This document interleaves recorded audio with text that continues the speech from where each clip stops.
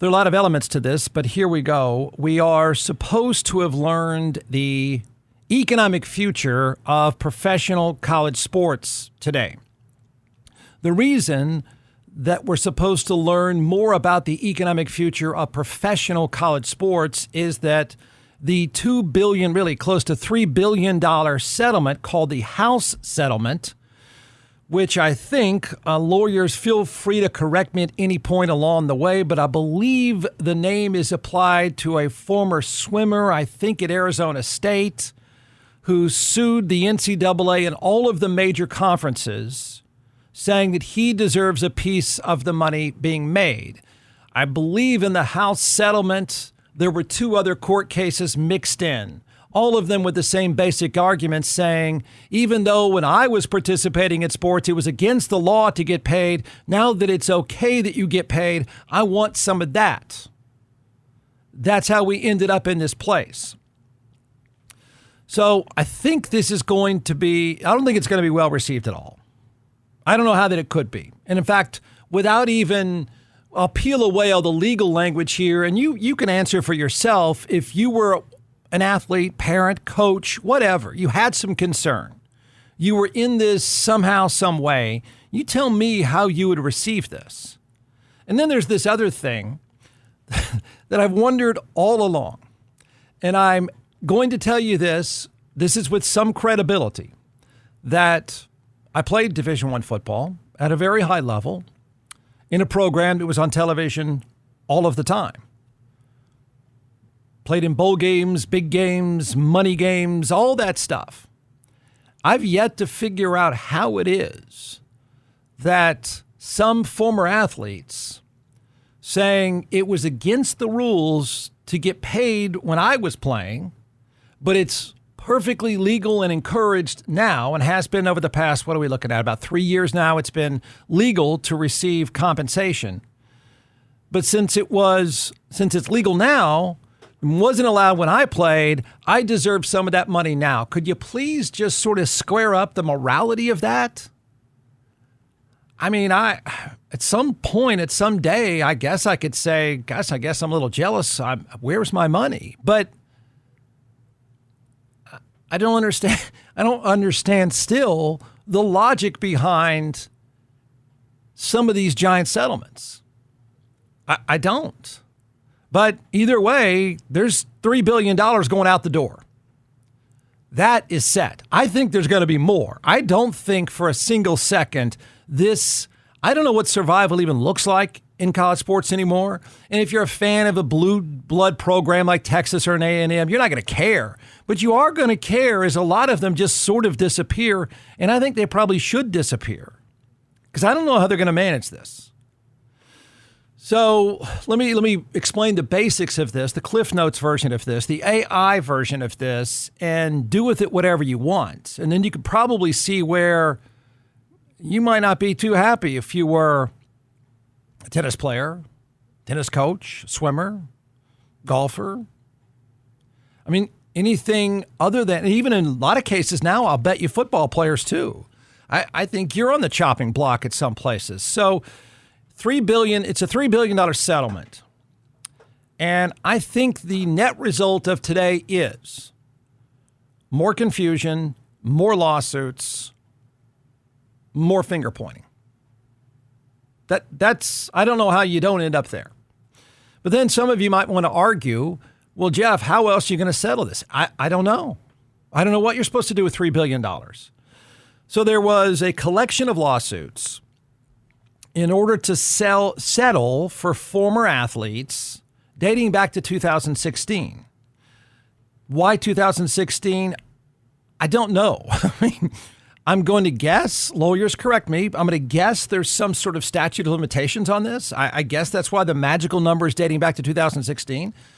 Then I'm going to use a hypothetical example. It's going to be Johnny Manziel, just because everybody knows him and everybody has a reaction to him. But the settlement goes back to 2016, okay?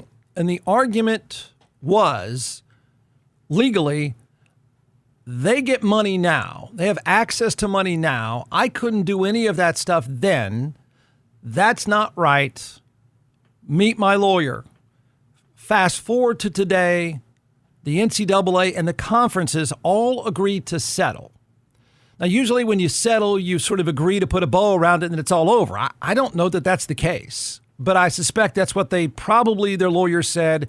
We got to get this thing wrapped up sooner or later because everybody who's ever hit a serve or been in a pool or run with a football is going to just keep suing us and suing us.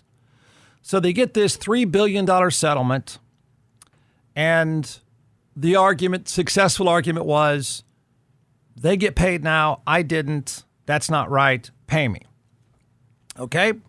I don't know that you care, but here's where I think this thing goes, and I think that it goes sideways again, and I don't know that there's any way for it to go other than sideways.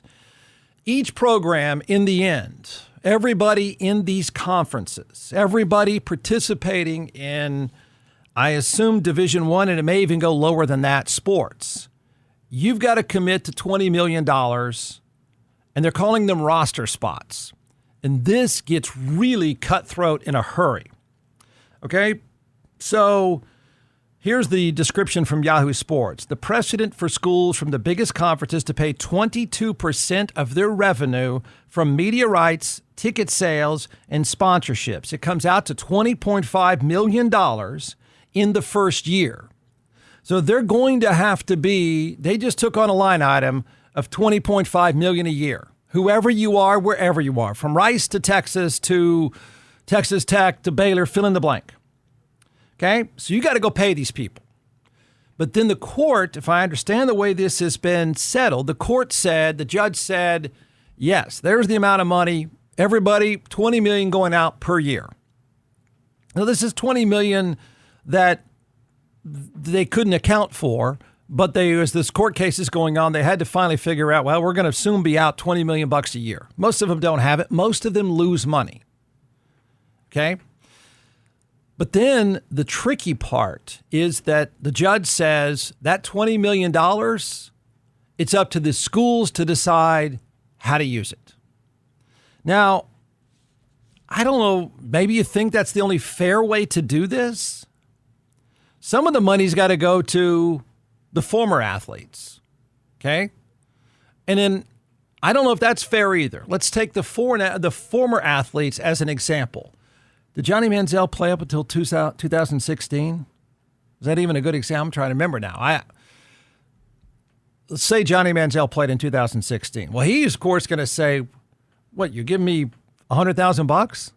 Are you kidding? I made that school $15 million. What kind of deal is that? So the judge would say back, sorry, buddy, you settled. Here's the amount of money coming your way. So for the former players, it's obviously going to be a set amount. Here's your mailbox money, shut your trap, move on. The schools have got a weird problem on their hands now. Okay? Take Texas out of it for a second. It's never a good example. It is the richest of rich of rich. No one comes close. They have more money, more power than anyone else in all of sports. Nobody comes close. Do not figure that Texas is the example for everyone else. Now, I think they're going to watch a lot of other people die off, but Texas is not a good example here. Rice is a better example. Mississippi State's a better example. Texas, by the way, just so you know, reported $331.9 million in operating revenues and $325 million in expenses. So they're going to do their part to spend everything they can. They will spend and spend and spend. But they also make a ton of money. So nobody comes close to them at any level. Remove them from the equation because they'll have no problem. Money is never an object for them. Never. Whenever they need it, they just come up with it. It's not a problem. So they're not going to cut back on tennis. They're not going to cut back on swimming. They don't have to cut back on anything. They just spend more. Everybody else, the other 95%, has got to figure out what to do with this money and where to say, we'll fund that, this quote, roster. We'll fund that spot on the tennis team. We'll allocate 7 tennis roster spots, but we're going to cut out this. So they've got to now take the money and apply it to where they think it works best. You know someone's going to get pissed. You would, right? That's the way I think this is going to be settled. So, for example, and that's the complicated part. I don't know that I disagree with the judge, but the judge says, listen, school, you got $20 million you have to allocate. Go pick them out. Now, how long is it going to take? Okay, for instance, I've already read where Houston, for example, is going to put more of this money towards, quote, basketball roster spots. I assume that means payroll, because basketball is what they do best. And other than, 5 seconds of last night's game, it's their mind, that's money well spent for us. So that means if we're going to spend X amount there on basketball, we're going to have to probably not finance, 3 soccer spots, 4 tennis spots, maybe fewer football spots.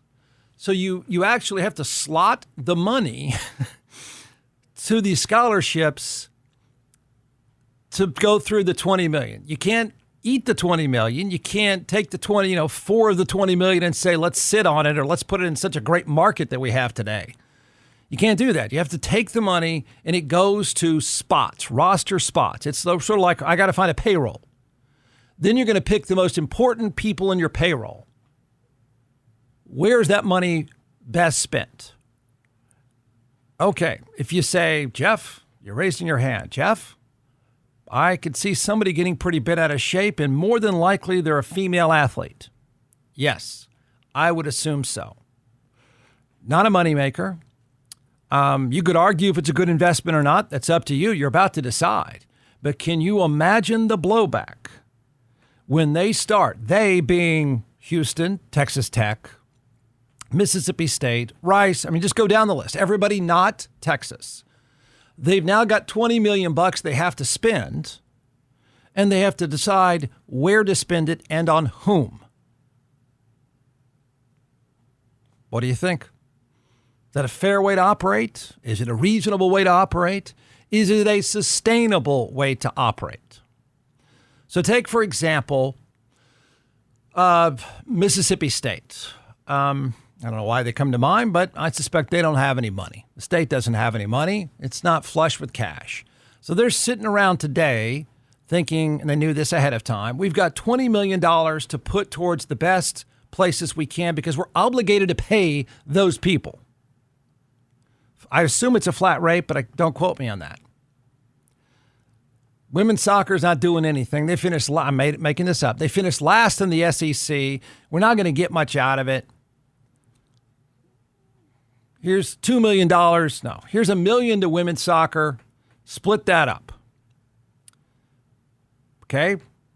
We're pretty good at basketball, so let's put $7 million there. Split that up. And just keep going, picking and choosing the sports.